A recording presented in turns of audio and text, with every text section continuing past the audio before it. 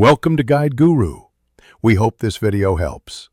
You begin by validating essentials, subscriptions, family sharing, and any remaining Apple ID balance because these block region changes. Once done, back up your device to avoid data loss. Next, remove or update payment methods. Credit cards and billing addresses must match the new country. Sign out of the App Store on iPhone and iPad. On Mac, open System Settings, click Apple ID, then Media and Purchases and sign out. This prepares your account for the region switch and avoids interruptions. Now perform the region change from your account settings. On iPhone, go to Settings, tap your name, then Media and Purchases and View Account.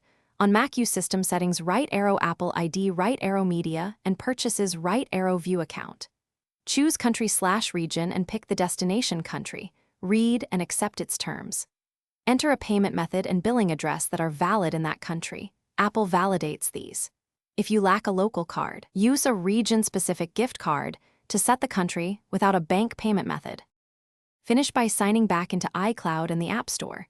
Make sure services like Apple Music and iCloud Drive resume. Re-download purchased apps and check subscriptions. Some content may not be available in the new region, so update or resubscribe if required. If you encounter blocks, first verify your Apple ID has zero balance and no active subscriptions.